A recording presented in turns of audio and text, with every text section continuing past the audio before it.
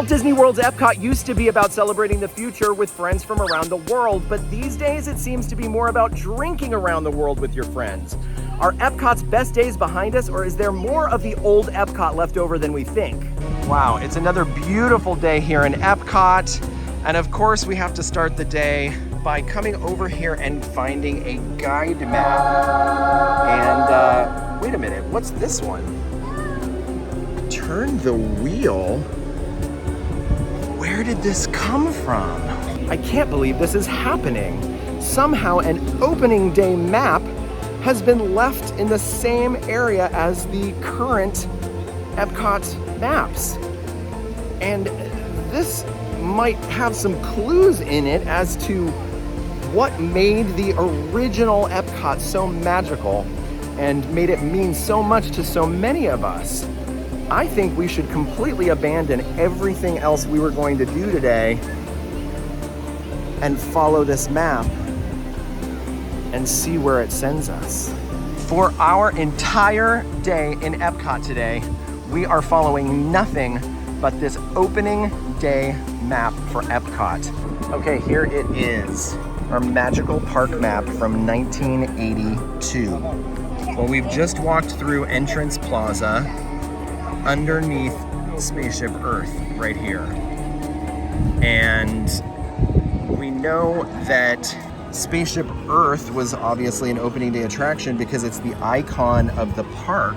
Wow. Now, Earth Station does not exist in its original form. That was when you used to be able to speak on a video call with someone from reservations who would be able to book you dining or hotel or any kind of reservations. The camera center is still here. There's not a lot that goes on in the camera center anymore because people don't really use cameras. So the camera center has turned into a photo pass location. And that's where people take your picture around the park and it loads automatically onto your My Disney Experience app. And if you pay for the photo pass service, you can download them in high quality or medium quality without the watermark. But this is also a store now that you can purchase because the other name of it now, not the opening day name, but a newer name, Pin Traders. Yes, with the popularity of trading pins and purchasing pins, this is a hub for the purchasing and trading of pins. It's also a great spot for purchasing your Magic Band Plus and for faintly being able to smell the Spaceship Earth ride. I don't know, you'll reach a point in there where you're under a vent that, you know, either connects directly or they somehow, you know, HVAC how it works. Things connect. But you'll smell a little bit of Spaceship Earth. And the Gateway, Epcot Center, mementos and guest convenience items, that's turned into Gateway gifts. And I don't know about the guest convenient items, but they definitely have Epcot mementos. Well, this is the only Epcot specific memento I've seen so far, but depending on the collections they have at the time, you can usually find the Epcot specific collections here, and otherwise it's general Walt Disney World merchandise. And that leaves Spaceship Earth itself, the ride. This is the third version of Spaceship Earth. The first one was narrated by Walter Cronkite. The second was narrated by Jeremy Irons. And of course, this one is narrated by Dame Judy Dench. The ride has changed some, but it's always been about telling the story of the history of human communication. And the rule today is if a ride or experience still exists within a show building that was open on opening day, even if it's not the same ride, we're gonna ride it or we're gonna experience it, and that's what we're doing now. Let's go ride Spaceship Earth. Although this mural is very retro, it's actually not from opening day. But I love it. And if they ever took it away, I would cry. How amazing is Spaceship Earth? And of course we refer to it as an example of old school Epcot all the time, but it's actually the third iteration, so it's not completely, you know, an opening day attraction in the sense that it's been updated, it's different voiceovers. There was a space station at the top as opposed to, you know, a starry sky and an Earth projection. And even though this area, Project Tomorrow, looks totally retro and cool, and some might say dated, it was actually refurbished and put in here in 2007 with the latest version of the ride that we have today, starring Dame Judy Dench. If you can read this, thank the Phoenicians. Shameless plug. You can purchase this shirt by checking out AllEars Style on Instagram and following the link to AllEars Style on the AllEars.net blog. Or you could just go straight to AllEars.net to the blog. You know what? Why don't we put a link in the description for the AllEars Style post related to this shirt and my outfit today? Sounds like a great plan. All right, time to spin the wheel. Feel the flow, here we go. It's the universe of energy. That's actually only one of two theme songs. The other one is listen and you'll hear the heartbeat of a universe teeming with force. Follow the energy story from the dinosaur to energy forms of the future. Okay, what does it look like? Oh, it's that building. Okay, it's right there. But I see a building that looks like this. Let's go check it out. When Universe of Energy was announced to be closed and gutted and turned into something completely new, something Guardians of the Galaxy, I have to be honest that I was really upset because I love this ride. I loved Universe of Energy, the original, but the fact of the matter is it changed a long time before it was gutted. It changed when it was turned into Ellen's Energy Adventure. They removed both the theme songs and they took away the pre-show, which was really brilliant. They had this like projection, moving tile sort of installation as the pre-show. I had never seen anything like it then. I've never seen anything like it since. It was almost scary because it was like the wall was coming to life. It was incredible. Anyway, when Guardians of the Galaxy Cosmic Rewind opened, we at AllEars got to go to a preview, and it was immediately my favorite ride that I've ever been on in my life. So even though I loved the original Universe of Energy with my whole heart and soul, and then accepted Ellen's Energy Adventure because it was the only thing that we had left of it, and it was still pretty similar, I think it was a fair trade. Let's go right in. This is the iconic original building. This is the building that you can see on the opening day Epcot map. We are definitely writing this because it is in the original show building, and that is our criteria today. Shout out to Kelsey Roberts, genius young Imagineer who designed this queue. It's like nothing I've ever seen before. It's like a cathedral, but it's like alive with light and projection and sound. It's like a human pinball machine almost. Thanks, Terry! And welcome to the Guardians of the Galaxy. We have no room in our ship for these new guys. Drax, it's an honorary title. They're not coming with us. I see. It is meaningless. Well then, welcome to the Guardians of the Galaxy. Now where's that cake toast? Guardians of the Galaxy, Cosmic Rewinds. It's the best ride in the world. Up and down the boulevard. If you notice in the very first scene when you're about to experience the Big Bang, that they are actually playing the first Universe of Energy theme song. Feel the flow, here we go, it's the Universe of Energy. So you hear it playing just the instrumental really loud, and it goes on for kind of a long time, and it's a really awesome tribute. Also in the queue, Star-Lord says that he can't wait to go to Horizons, and he can't wait to go to the energy ride and see the dinosaurs. And that's Universe of Energy. Let's see what's next. Communicore. Experience tomorrow's ideas and inventions today. This is what it looks like. Interesting.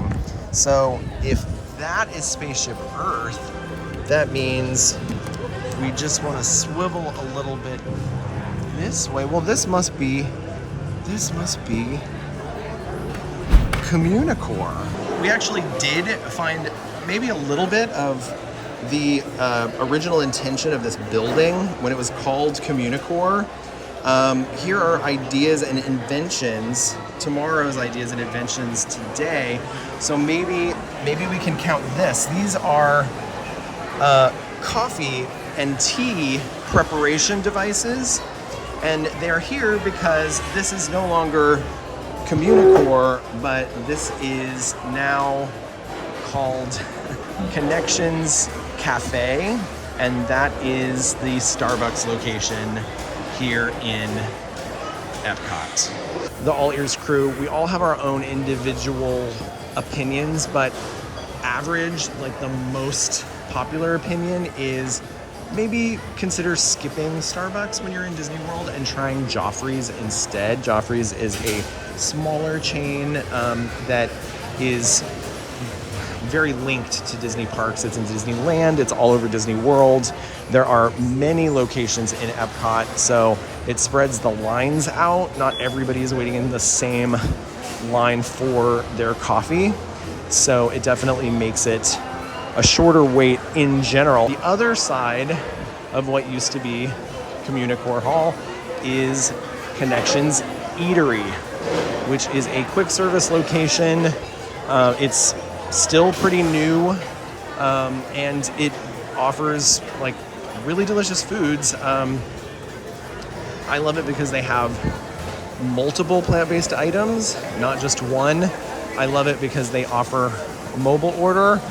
This place is delicious. You should try it, but please time your meals here at off-peak times so that you're not waiting forever for your food and also looking endlessly for a seat. Also in the Communicore Hall building, the left-hand side is Creations.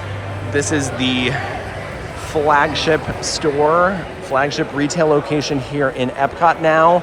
Mouse Gear was taken away. That was the store for a long time.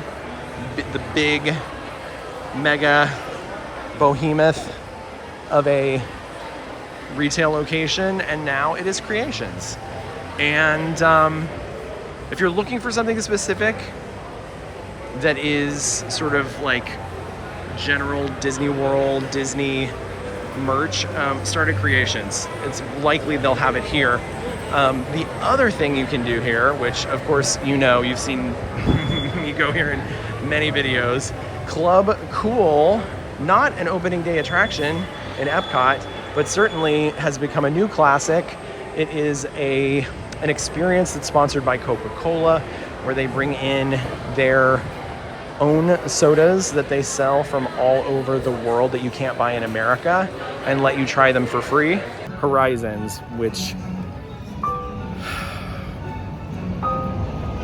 is the next ride that we have to talk about. Determine your own future as you choose from your 4 lifestyles of tomorrow.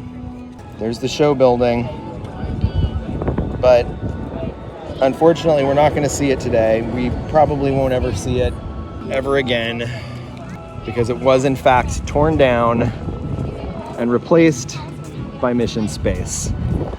So there's really nothing for us to do here, nothing for us to talk about, except for this. This is all we have. And the beautiful monorail line going by. But this planter is original from Horizons. The Horizons marquee was held by it, cradled by it, embraced, lovingly embraced. This is where the marquee was for Horizons, the sign inviting you in So opening in fall of 1983, and I know what you're thinking, Breedlove, this isn't an opening day attraction. That's like a year or more after Epcot opened, and the show building's not even here. But I've got to talk about the planter. I've got to talk about this beautiful ride. And I do want to point out that in Mission Space Cargo Bay, which is the store that you exit into from Mission Space, that there is a tribute to Horizons here on the register desk. The Horizons logo is still there to this day. Also, this amazing hidden Mickey. This amazing hidden Mickey. But the most amazing hidden Mickey you have to look up for and turn just the right way. This hidden Mickey too. Ooh, what's next? World of Motion. Okay, enjoy a moving presentation on the marvel of mobility. All right, we've got to look for a building that looks like this. Well, there's a lot of stuff around it, but if you look behind this scaffolding structure in front and take away that metal kind of, I don't know, gate looking thing that wraps around it, this building does look a lot like this building. World of Motion told the history of transportation, starting with cave people inventing the wheel and all the way through to futuristic vehicles that they believed we would be driving probably now. And it officially closed in 1996 to make way for the first version of Test Track, which opened in 1999. That first version had a crash test dummy theme where we were actually able to become crash test dummies and test out the brand new GM vehicles. The new version of Test Track has us designing Chevrolet vehicles, and we are designers. We are going in to design a futuristic car, filling a number of criteria, and that car is then going to be tested on a sim car, which we are going to ride. This is really cool because you actually get to compete against other people to try to build the best futuristic car. And you do that in a design lab, which is a pre-show that happens before the ride. And the whole thing is really neat. A lot of people were big fans of the original version of Test Track, loved the crash test dummy theming and all of that stuff. And I have to say that I am definitely in that camp. I loved first generation Test Track, but I also loved World of Motion. It was fun. It was like all the other Epcot rides, the original Epcot rides where you had tons of animatronics and you were being taught lessons, you know, learning information about the past and, you know, aspirational ideas about the future. But what made World of Motion different was the fact that it used a lot of humor. It was a much more tongue-in-cheek experience than the other rides. So it really stood apart from everything else in Epcot, and it had this really cool round show building that stands to this day. It's very iconic, and I'm glad that we still get to see it and go inside and ride a ride, and we're gonna do that now. Let's go ride Test Track.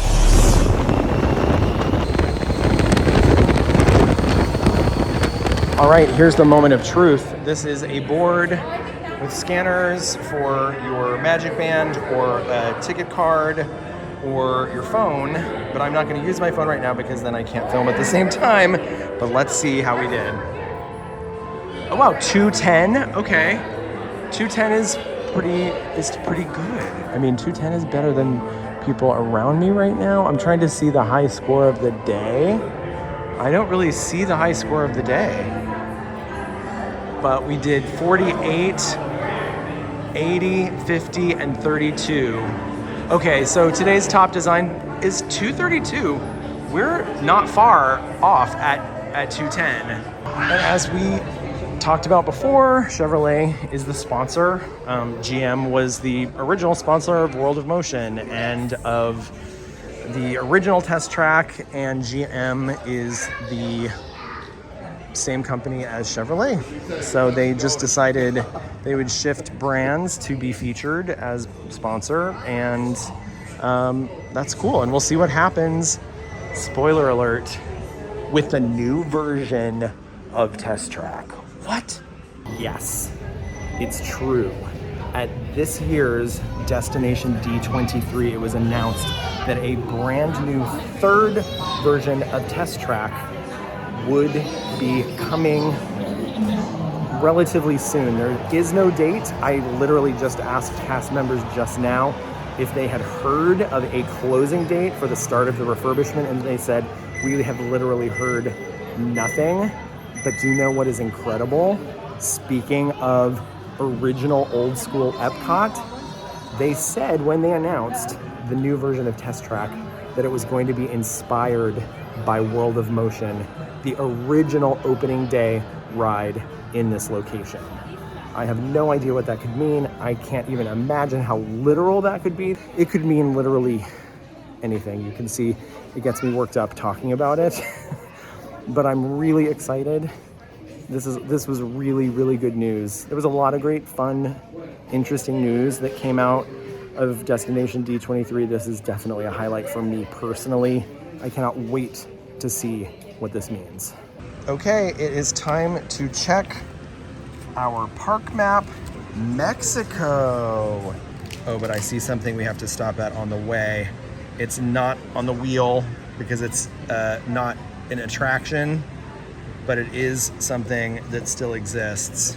I'm talking to you, Odyssey. Oh, okay, Odyssey Restaurant. Yes, this looks like the place. Opening day restaurant, quick service. It boasts a panoramic view of Epcot Center, and they served lunch and dinner. Yeah, it says enjoy a panoramic view of Epcot. You can kind of do that now. The windows are pretty. The windows are tinted, but it's not obstructing the view really. What's obstructing the view are these decals that are on the window. But the decals are cool and cute and look fun from the outside. But they do obscure some of the panoramic views of Epcot. Here's Spaceship Earth. Anyway, Odyssey, it's still here, and you can still eat food in it during festivals. And right now it's got a cool Muppet theme, which nobody's mad about that. When Epcot first opened in 1982, Cantina de San Angel offered tacos, tostadas, enchiladas, and tamales, and that's very similar to what they have. I think they may have all of those things still on this menu. None of those are what we are getting because they don't offer plant-based versions of them. But what we are getting is a meal I regularly have here in Epcot that I have never told you about. They have serve yourself salsas and the little cups. Usually they have salsa verde and a chipotle, but they were both pumps that I checked were out of the chipotle today. So I'm just getting the salsa verde, which is very delicious, but I do love them both. I would normally be getting both. And then these are the chips and the guacamole, and you can see they're topped with tomatoes. Very flavorful, very fresh, very delicious guacamole. I am low in good cholesterol, according to my recent blood work from a checkup at my doctor. I'm a plant-based eater, so that definitely happens. And the directive I was given was to eat a lot of avocado and a lot of olives. This is a dream meal for me, really, here in Epcot. I do want to say this really is a meal. The total cost of the soda and the guacamole together was $16.78 after tax. So this is not a hack. You're not getting a bunch of cool food for less money or anything like that. You are ordering a full Walt Disney World meal by ordering chips and guacamole at the cantina. It's so good. This is a great meal for anyone, because who doesn't love guacamole, who doesn't love avocado? I know some of you don't, and there are people who are allergic to avocado, and I'm sorry for making that generalized statement, but this is a no-brainer for a lot of people. If you're in Disney World for a long period of time and you're getting sick of meat and potatoes made in different ways and you want to eat something a little bit lighter that still feels like a treat, this is my recommendation. Massively successful lunch at Cantina de San Angel.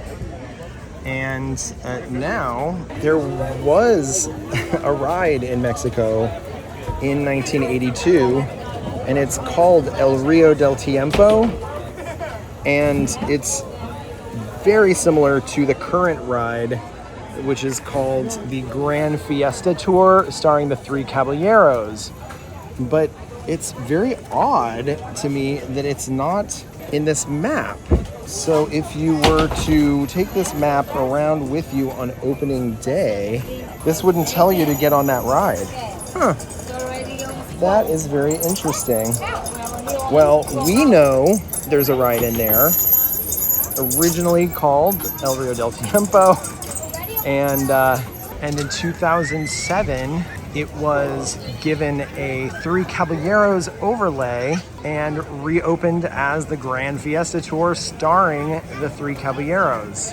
And then in 2015, animatronics that were originally in the Mickey Mouse Revue, the Three Caballeros animatronics were brought into this ride, and they perform a really fun finale show at the end of our boat tour.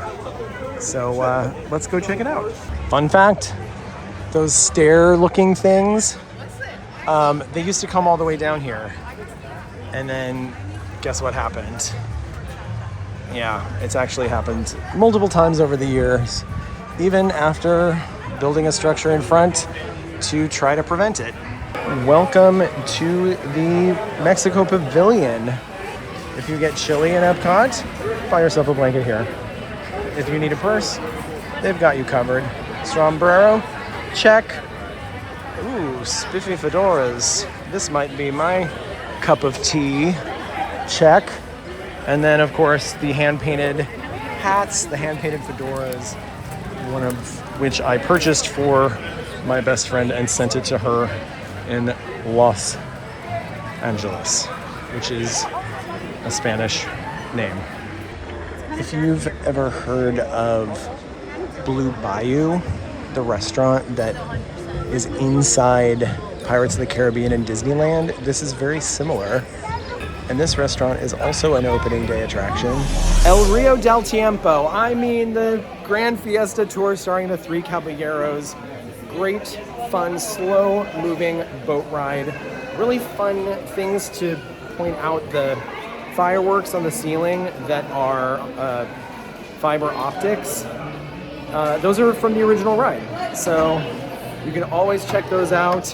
The cave divers in the one video scene, that is from Delta Dream Flight. So not opening day Epcot, not old Epcot, but old something, Magic Kingdom. They reused it when they created this Three Caballeros ride in 2007, and they animated Donald in to jump in after them. So that's kind of fun. I have to say that Donald's animatronic seemed to be having a hard time. He was hunched forward. Maybe his back hurts. I'm not sure what's going on with that. But those are the original animatronics from the Mickey Mouse Revue, which was in Magic Kingdom, and then got moved to Tokyo Disneyland.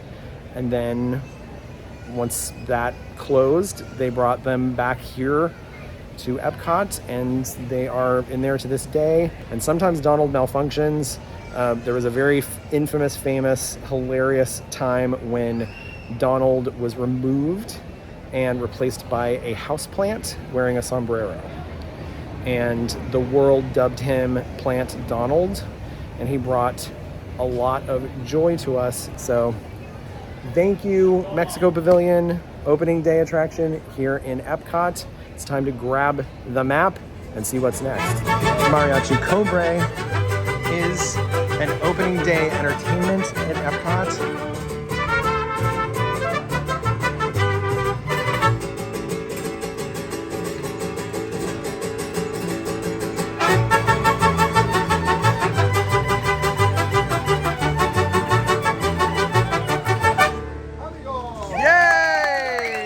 We've got Mexico checked off. Now, what's this?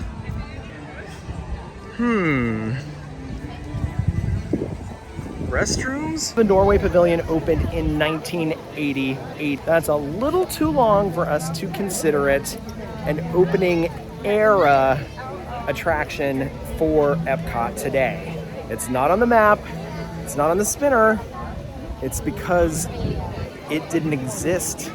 But you know what we do have? Okay, in China, we have the Hall of Prayer for Good Harvest.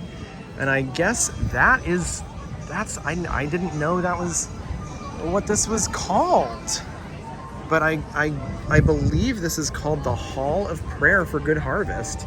Discover the wonders of China in this awesome Circle Vision 360 motion picture presentation. Well, it's not the opening day movie, okay? We have something now called Reflections of China, which is explore modern wonders, discover ageless beauty. And, you know, the original description for the original film was discover the wonders of China in this awesome Circle Vision 360 motion picture presentation. I love a good Disney Circle Vision 360 movie, and Reflections of China is one of my favorites. Now, we need to get out our map and figure out where we're going next. Oh, Germany. Well, that's exciting. Okay, let's see what Germany has in store for us in 1982. What we aren't seeing on the map in this spot right here is what is now known as Refreshment Outpost, which is a sort of Africa-themed Coca-Cola quick service window, and there's face painting and there are some crafts. There is now a hat kiosk. It looks like you can buy hats and sandals, but this was not here in 1982. So we are not gonna stop. But they did have plans to open in 1983 an Equatorial Africa pavilion, and that didn't happen. So we're not talking about that. We're not talking about that either. It would have been cool, but obviously Animal Kingdom has an entire land called Africa, so we can go there and enjoy African culture, which is awesome. Number 11, have we found our way? Oh, I think we have. Hello, 1982. Beer Garden, Oktoberfest Entertainment, check, they still have it. Traditional German fare featuring Beck's Beer. Well, I'll have to ask if they still feature Beck's Beer. It's still Beer Garden, and they definitely have Oktoberfest Entertainment. What's this? Susie Guyton? Susie Guyton? H. Balsan cookies and confections, gift boxed chocolates. Based on what they sold, the cookies and confections and gift boxed chocolates, I would put money on it being what we now know as Caramel Couche, which is actually Werther's sponsored. So everything is caramel based, caramel corn, caramel, confections. They have really amazing cookie sandwiches and delicious bars, and definitely a place to come and check out, prioritize when you're here in Epcot, especially if you have a sweet tooth. Okay, next up we have Wine Keller. Schmidtsohn Wines and Wine Accessories. Well, I just spoke to a very kind cast member from Germany who broke the tough news to us, that Weinkeller no longer sells Schmidtsohn Wines and Wine Accessories. I don't know, are they still in business? That is a good question to ask. I hope they are, because they were a 1982 opening day sponsor, it appears, or at least an exclusive wine of the Germany pavilion. So Glas und Porzellan, ceramic shop. I'm gonna assume that means glass and porcelain. Hummel figurines by Goebel and ceramic collectibles and tableware. I'm going to go out on a limb and say that this original opening day store in 1982 has since turned into Kunstarbeit in Kristall, which is an Arribas Brothers location here in Epcot. This is where you need to come and visit the $79,000 crystal Spaceship Earth. And I'll just say that the Cinderella Castle that they are selling in Magic Kingdom and at Disney Springs at the Arribas locations there started out as $250,000 and have gone up to $285,000. So you might want to get yours now when the price is still reasonable. So there's your hot tip about Kunstarbeit and Kristall. Just an overwhelming amount of information from the amazing cast members, and they told me that this was not the location, Kunstarbeit and Kristall was not the location of Glass and Porcelain. That it was in fact where Caramel Couche is now. And then I said, where was Süßigkeiten? And they said, all the stores were mixed up, they were different then, okay? And I was like, I get it, okay? So even though I'm lining them up to specific stores that are similar today, in the original pavilion, this was not the layout of the kinds of stores in these locations. And there was no Christmas store. Volkskunst is absolutely the name of a store that exists now, and we're going in. Clocks, wood carvings, beer steins, pewter candles. Well, what I can tell you is they absolutely still sell clocks here. Amazing cuckoo clocks. And they come in all different sizes, from these little guys for $349 to the larger, this one's $13.99. This is an opening day item in the Germany pavilion. The very first day of Epcot, you could come into this store and buy a clock. And you still can to this very day.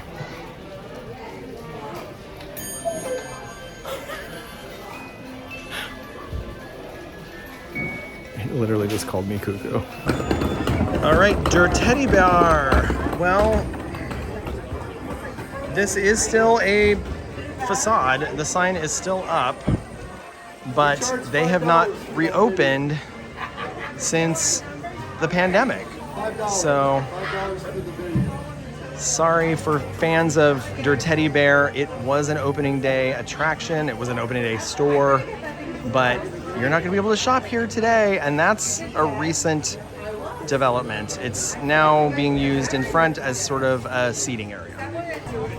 We've got to spin our wheel here and see where we're going next in 1982. It's Italy. How awesome. I think we found it. So this is it. This is the building. Tutto Italia is the new restaurant in this home. And this edition came about sometime around 2009 and houses Via Napoli, which is known for their incredible pizza. But you can definitely come eat inside the original building here at Tutto Italia and have a very delicious Italian meal. Il Bel Cristallo. So in 1982, they sold inlaid music boxes, alabaster figurines, and Murano glass Capodimonte florals and figurines. That is not what they sell now. They sell something better than that, I think. They sell handmade masks from Italy, and each of them is a work of art. They are all different, they are all handmade, and they are all breathtakingly beautiful. This little guy is going to be $50, and then they will go up from there. That's awesome. So we have a really cool assortment of masks here. These are all paper mache. These are just a little bigger, a little more complex, a little more detailed, but they're beautiful. Any of these can go for anywhere between $60 to $80, depending. Great. But if you want to know the king of the hill. Yes, I do. Oh, I do. I want to know. This big guy over here is the current king of the hill. This piece is fantastic. This piece was made by one artist. This artist used paper mache, silicone, gold leaf, and Swarovski crystal, and rooster feathers. Dyed that beautiful red that you see. Oh my They're still very soft and shiny. I love playing with them sometimes. That mask in particular is going to be $1,200. Amazing. So yeah, so we're starting all the way down to $50, and we go all the way up to $1,200. La Gemma Elegante. All right, here we are. That was 1982. Let's see what they have in 2023. Well, fashion accessories, check. These are vintage Prada and Gucci purses. More fashion accessories. You've got these beautiful Italian leather purses and travel bags, handbags, clutches, backpacks, totes. I don't think we have the 14 karat gold sterling and Venetian bead jewelry. That's the thing, but wait, they do. Oh my gosh, I have never noticed that they do have Venetian bead jewelry. Wow. 1982 just jumped out at us, and I didn't know. I'm learning so much from following this. I can't even believe it. The American spirit brought to life through dazzling special effects. Well, you know what that means. We're seeing a show that's been here since opening day, right here in the American Adventure Pavilion, called the American Adventure. Right here, next to American Adventure, or in front of American Adventure, you can see it says American Gardens. And you know what this is called? The America Gardens Theater. You can literally see people like Joey Fatone, and you can see Boys to Men here. Like Taylor Dane is coming. The acts that get booked here at the American Gardens Theater are incredible. And tonight we've got Wish Radio, a cool cover band, and they sound great. Excuse me, Mr. Twain. What's that? Perhaps you recognize those inspiring words from one of America's great writers. No, Dr. Franklin, I don't recall writing anything like that. American Adventure never fails to amaze me. When you think that this show originally opened in 1982 with the park, and they put on a show like that. Do you know that every scene that comes up from under the stage actually comes up from under the audience? All the stages are stacked under the audience, underneath where we are sitting, and they come out through the magic of hydraulics. They are moved forward, out from underneath us, and then up. And then those animatronics that are so incredible and fluid put on an amazing show for us over and over and over and over again since 1982. In 1993, they did a refurbishment. They added some new animatronics. The Chief Joseph animatronic at the time was the most advanced and the most fluid animatronic that we had ever seen, that they had ever created. And also the effect with Will Rogers spinning his lasso. What about Benjamin Franklin walking up the stairs and then walking across the room? You have to understand, things like that didn't happen then. This was the first. American adventure did a lot of things first, and it still kind of is. Now we've got to look at the map and see what's next. Japan. Whoa.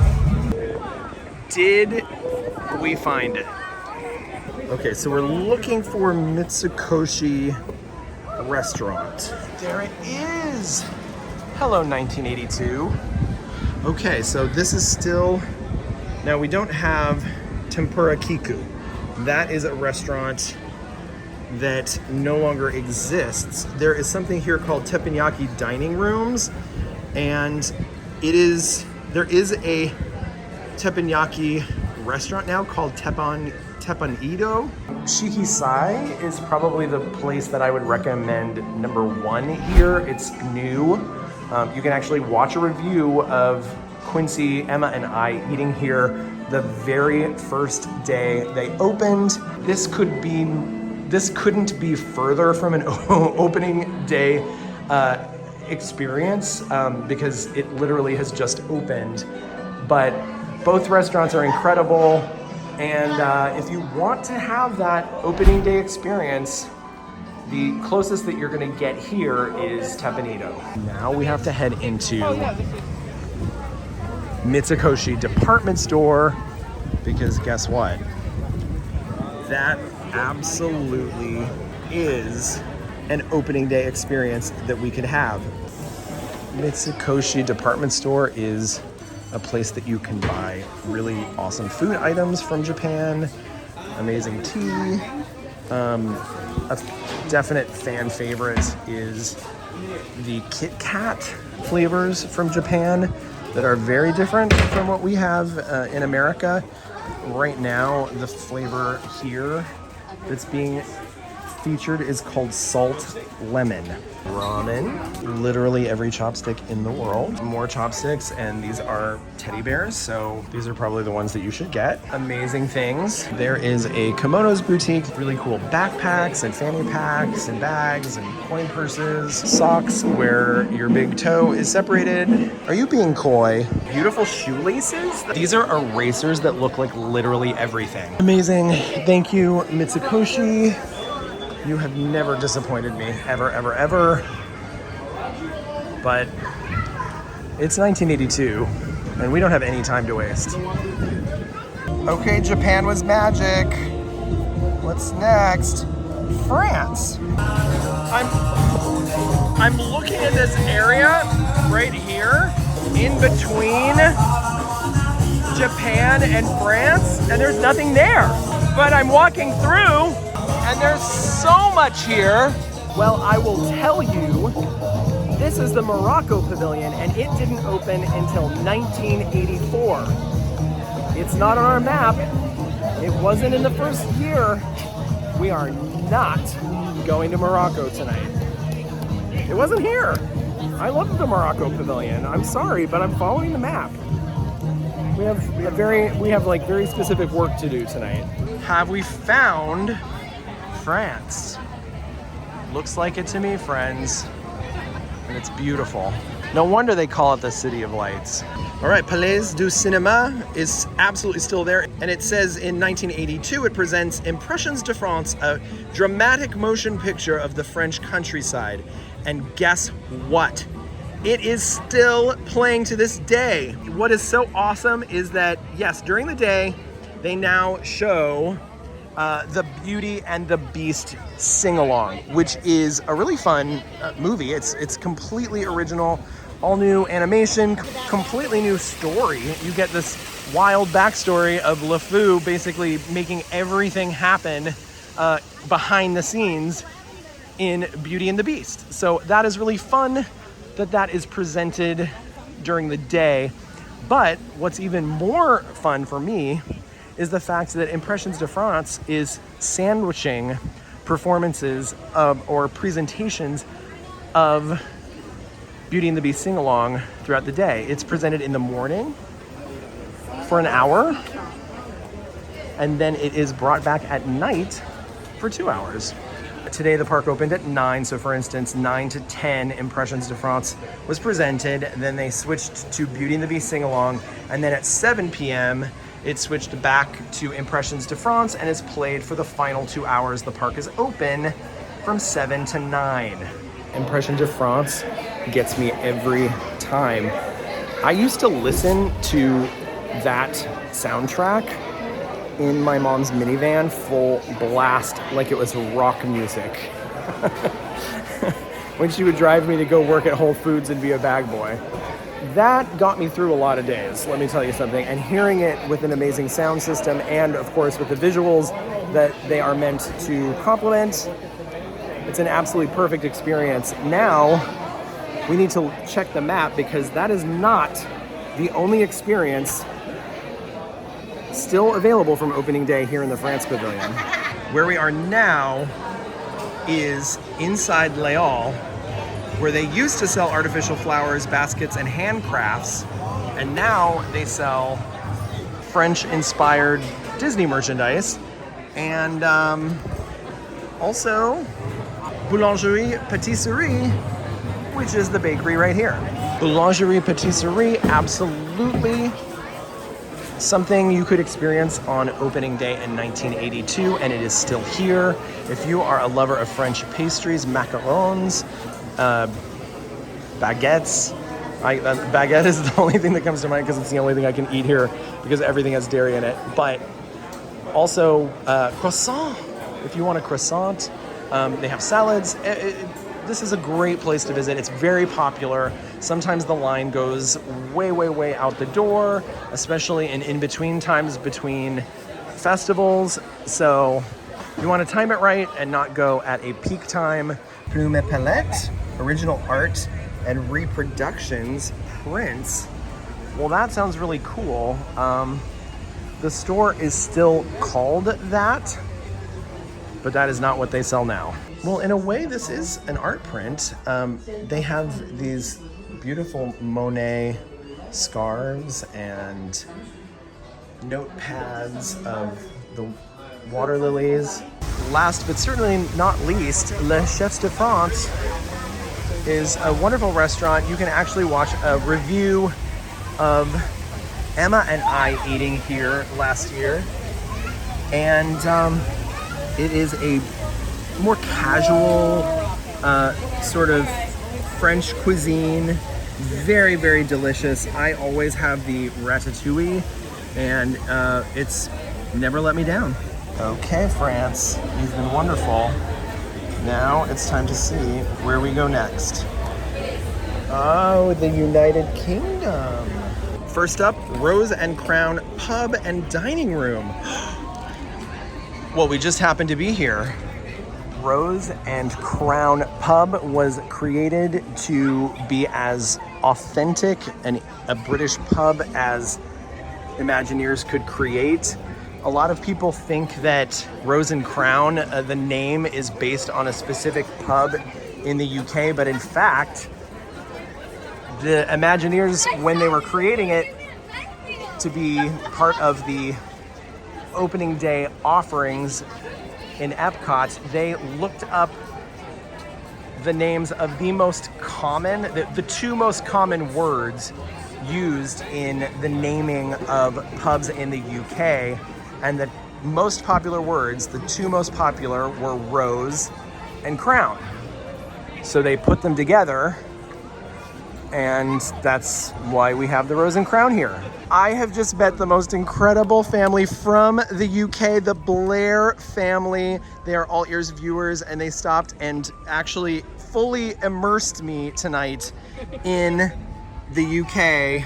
And, you know, it's great to be here with you in 2023, But I've got to get back to 1982. Okay, the tea caddy, our twining coatees and tea accessories. Well, I think we are in luck. Twining is still here.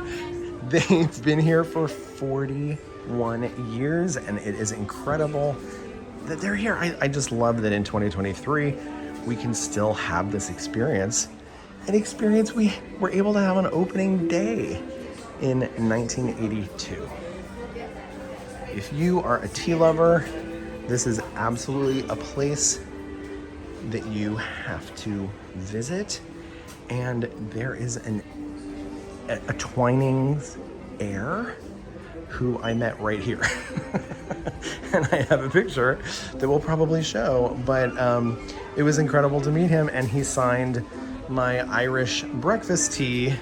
Here it is, because this is what I drink every single morning, because it is the strongest.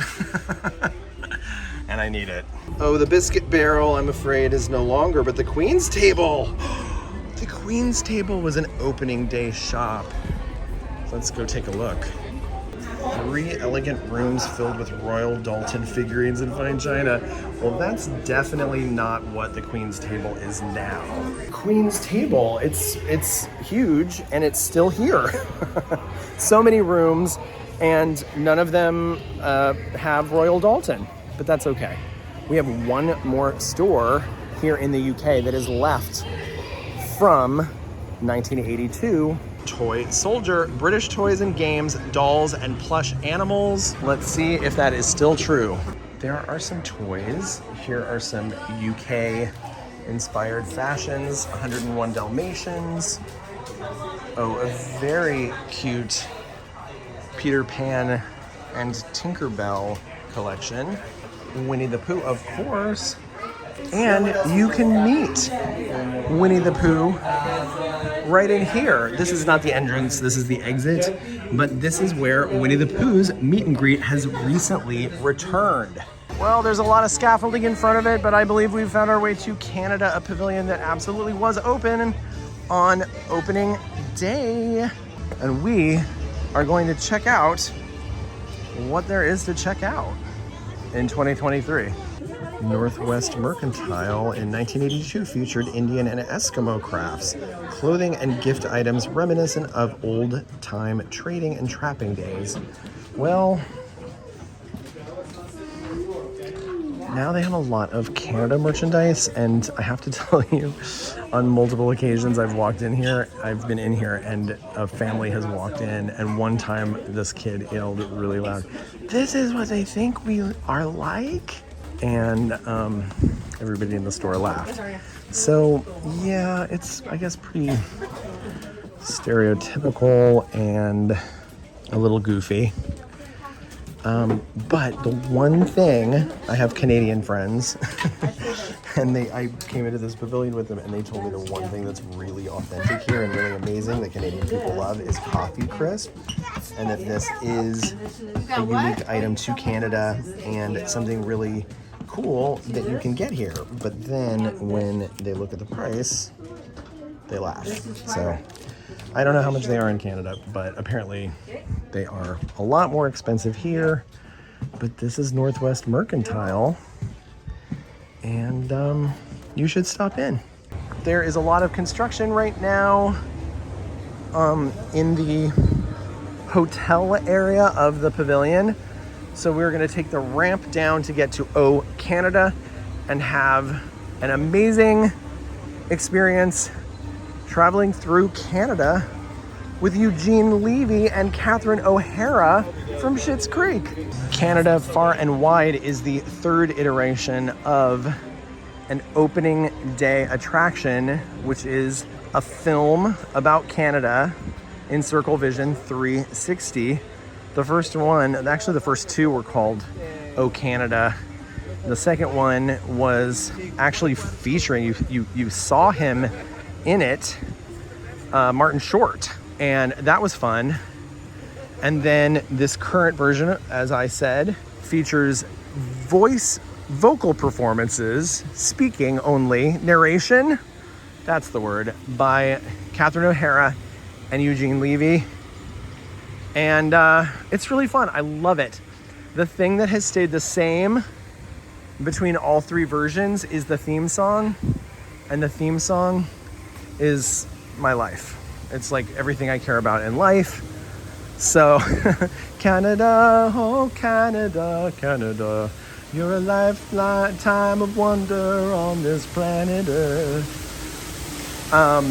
So, if you come for no other reason, come to hear the theme song, walk by the iconic waterfall, and enjoy yet another iconic experience, immersing yourself in opening day Epcot. Oh, Canada Far and Wide never gets old. Even though it's not the original film, which I would love if it were, of course. I'm a purist and a lover of old things, but it is still a Circle Vision 360 film in the Canada Pavilion, and it should be honored. Speaking of being honored and being around since 1982 in the Canada Pavilion, hello Le Cellier. You might be saying to yourself, wait, I thought Le Cellier was kind of a newer place.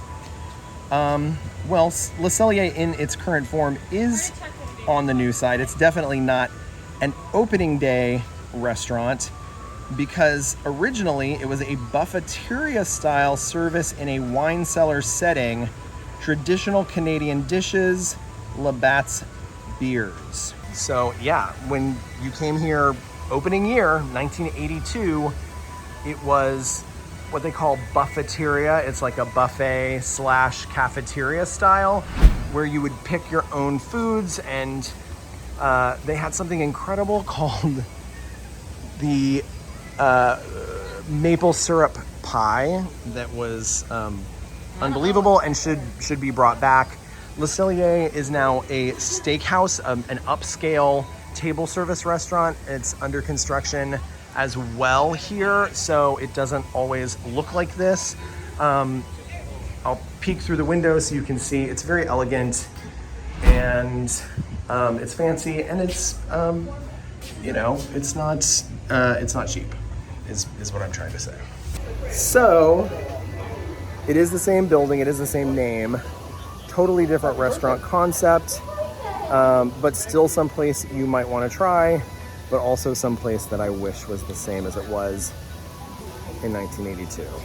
Okay, journey into imagination it is. I think we can probably find that. Does that look like this? I think the answer is yes. Journey into Imagination with Figment is the third version of this ride. The first was the undisputed fan favorite, and it was the version that introduced us to Figment. Literally, he didn't exist anywhere else in the world except for this ride. So they completely introduced him here. Then they created a second version, which weirdly took Figment out completely. People were outraged, so they closed the ride, they redid it, and they came out with this version, which is kind of like the second version, but they added Figment. And as fans, of course we love the original. It's very, very hard to let go of things that are really tied to our childhood in powerful, meaningful ways. So it was difficult to have that taken away, but we still have something, and something is better than nothing. So while the Imagination Pavilion and a version of this ride existed on opening day, the best version, we still have something. And that's why I think so many people hold on to Figment and to this version of the ride, because it's all that we have left of something that was really important to us when we were young. The Imagination Institute was actually part of the storyline for Honey, I Shrunk the Audience. So this retheme for Journey into Imagination was actually inspired by Honey, I Shrunk the Audience Next Door and the Honey, I Shrunk the Kids universe, I guess you would call it. Anyway, thanks a lot, Rick Moranis. It's also inspired by other inventors, scientists, doctors. So we'll see some more references to Flubber and the Nutty Professor and things of that nature. But this reception desk is so kind of dated now that I think it's cool again. What do you think? The whole aesthetic of this ride, of this era of like Imagineering, the you know, sort of, they're not primary colors, they're almost like jewel tones, I guess. Anyway, I appreciate them, and they also make me cringe, but I love them. And here you can see the other Imagination Institute Inventor of the Year recipients. You've got Rick Moranis as Professor Wayne Zielinski from Honey, I Shrunk the Audience and Honey, I Shrunk the Kids, etc. And of course, Robin Williams as Professor Philip Brainerd from Flubber. And yeah, Dr. Nigel Channing. This room here, where we now load, used to be the turntable that you would experience the sort of intro show at the beginning of the original version of this ride, which was just Journey into Imagination. So as we get closer, we're going to look for any clues because from what I understand, the ceiling and both the ceiling and the floor are left as they were originally built in, you know, for the early 1983 opening of this ride. So they didn't add this sort of circular accent for this loading area. That is, from what I understand, original. And this entire room, this center section, would have been inhabited by the Dreamfinder and Figment themselves. This is a reference to the original ride. Left ear? Dean Finder is Dreamfinder. Journey into Imagination with Figment.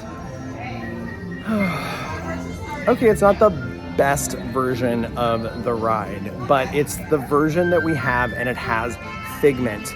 Speaking of things that are not the best version, but all that we have, let me show you around ImageWorks for a second. And very recently, Figment has returned as a meet and greet option here in ImageWorks. You can wait in a line. It was 5 hours the first day. It's gone down, and I think fluctuates probably between an hour to half an hour.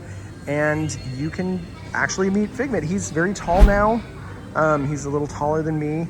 But the way that I think about it is, we met him when he was little and we were little. We were in our parents' arms and he was in Dreamfinder's arms. And now we grew up and he grew up too. And we're meeting him again for the first time. So I think it's really cool. And getting to hug Figment for the first time, like fully hug him, was really a neat experience. Journey into Imagination. Take a spectacular 3D journey in the Magic Eye Theater, which is this right here. Now, currently, the film that they show in this theater is the Disney Pixar Shorts Film Festival, and they still give out the exact same glasses that they gave out when this opened in 1982. The purple ones. While they aren't the same purple color here that they were when Magic Eye Theater first opened with a film called Magic Journeys, this is the color they became for Honey, I Shrunk the Audience. Captain EO used the purple ones also. So they are staying true to the last film before this one in keeping the orange glasses. But when you go and see Muppet Vision 3D, you get the original purple glasses, which I think is really awesome. But these are cool too, same shape, same technology, just yellow for Honey, I Shrunk the Audience. You're not supposed to put them on before you're in the theater, but I just wanted to give you an idea of the general aesthetic, because it was very cutting edge in 1982. Even up until Captain EO opened and replaced Magic Journeys, this style was very chic, and that purple color was kind of avant-garde. truly. And look, everything matches. The Magic Eye Theater does it again. Disney Pixar shorts, they still use the hydraulic floor from Honey, I Shrunk the Audience, and they still use the yellow color for the glasses. So it's a fun tribute to that era of Epcot. If maybe that was when you were a little kid. I was a teenager by that point. So that's not as nostalgic for me, although I do feel nostalgic for it. Rick Moranis and all the hijinks. But it's amazing to think 1982, that 3D technology was available and used here in Epcot at the Magic Eye Theater. And we still get to experience it to this day, and it's just as effective. It's amazing. And I have to pay homage to this incredible fountain that's been here since 1982, since the pavilion opened, and this amazing jumping water effect that is just now, 41 years later, being installed in a brand new attraction just across the way called Moana Journey of Water. And it's not even jumping this far a distance. This is really, I mean, it was not only incredible for its time, I think it's incredible for now. Still, look at it go. And of course, this beautiful fountain as well. And oh, definitely splashed me. This is a beautiful fountain. And this is the fountain that, see all that water on the edge? That is the world's only waterfall that goes up. And that feeds into this body of water, which then feeds into these fountains. And it's just the circle of life up here at the Imagination Pavilion. And I gotta say, certainly in 1982, when this park opened, Spaceship Earth did not light up like that. It had a really beautiful purple and orange lighting scheme. It was lit from the outside. Lighting was projected onto it.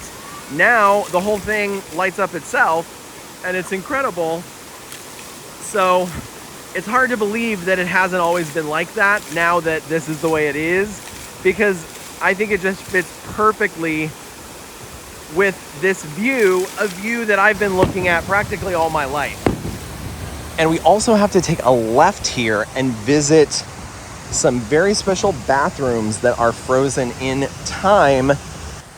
They're not in a high traffic area. They're hidden behind the pavilion, and not a lot of people know they are there, and therefore they've managed to stay kind of frozen in time, relatively pristine, very clean.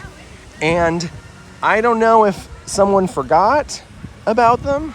The original music still plays in the bathroom, and I wonder if there's like a loop going and it's some like amazing tape that's indestructible and it just plays forever and they don't know how to turn it off.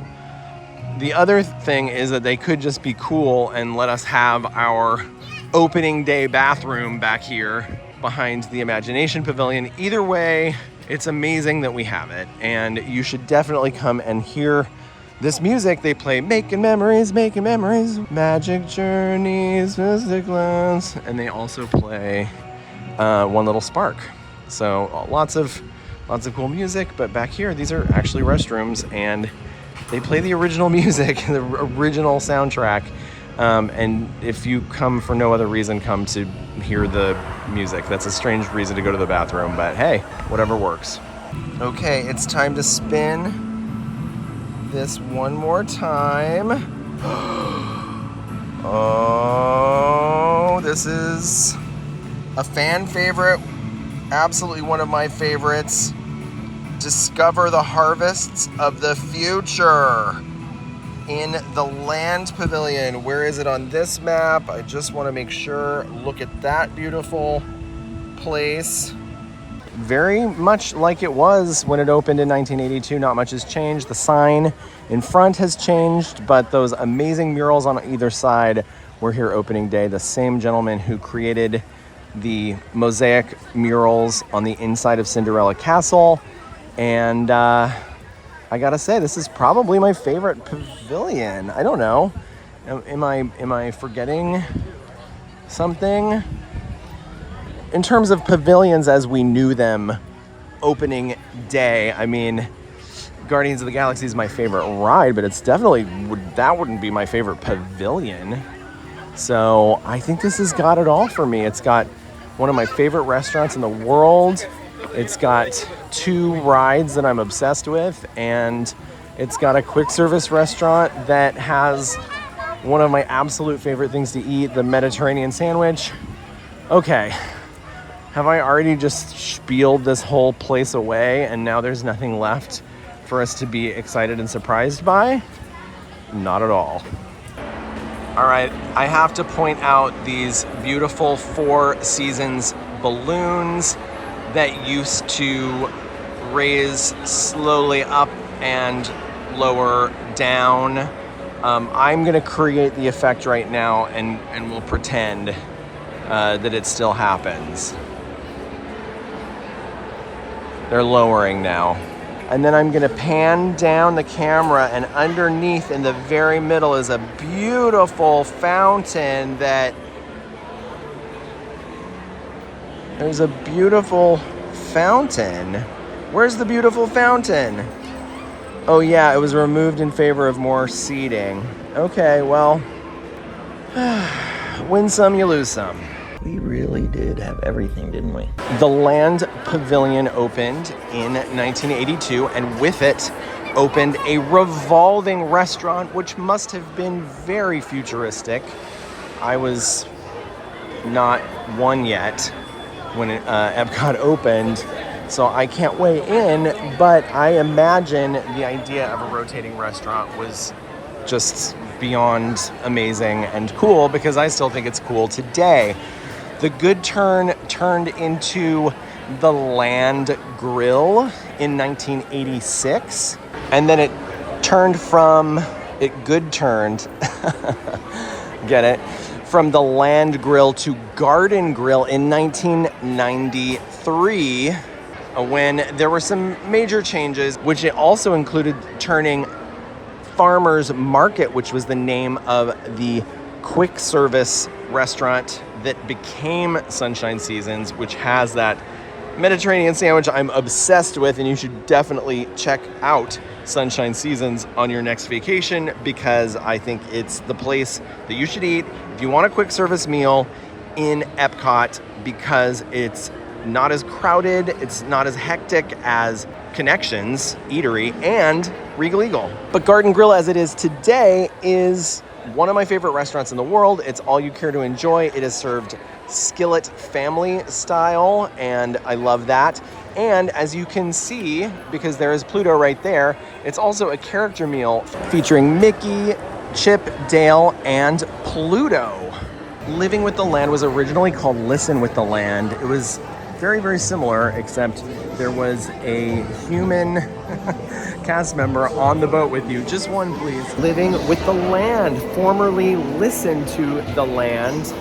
It was very similar a ride. A cast member was standing on the ride, narrating it live, which was a really cool touch. But the person, the actor who narrates this is actually an Imagineer, and he used to narrate the People Mover, and he also wrote one of the theme songs, I think, for Disneyland's Space Mountain. So he's a very interesting Renaissance man, and so it's cool to have his narration on board, but it was also nice when a live cast member was riding along with you, telling you about everything from their perspective.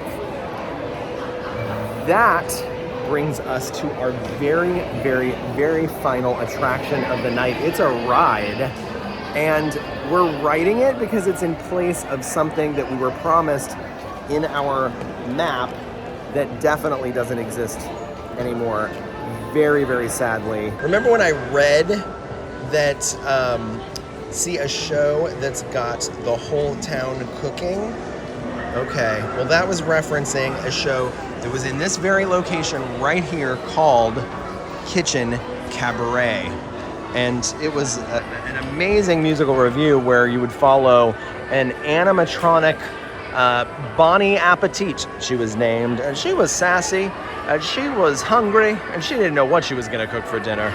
And she would do her show all day here. Her kitchen would come alive, and all the ingredients would talk to her and make suggestions. That show actually ended up closing and being replaced by Food Rocks, which is something, if you ever watched Remember That Time RTT on AllEars, we talked about both Kitchen Cabaret and Food Rocks a lot. Food Rocks was hilarious because they would parody actual rock bands and rock performers, including Cher. Cher was represented as the Queen of Soul, S-O-L-E, and she was a fish. I don't know why. They were replaced by Soarin', and what's amazing right now is that the original Soarin' over California, which first opened in Disney's California Adventure, now Disney California Adventure, in 2001 when that park opened, it's back.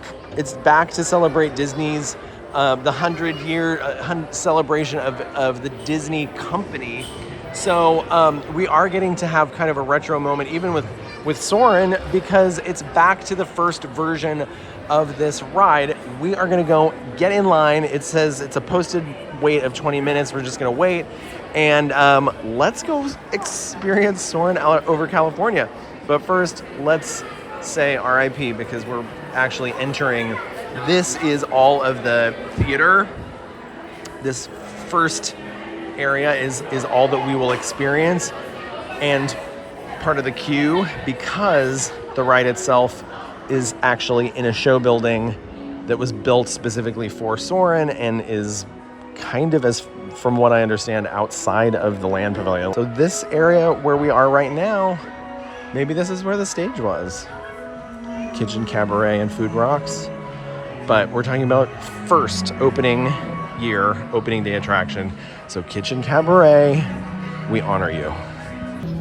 That cast member was so awesome, and she showed me where on that metal that was going across the floor, that was the dividing line between the pavilion and the new show building that was built specifically for Soarin'.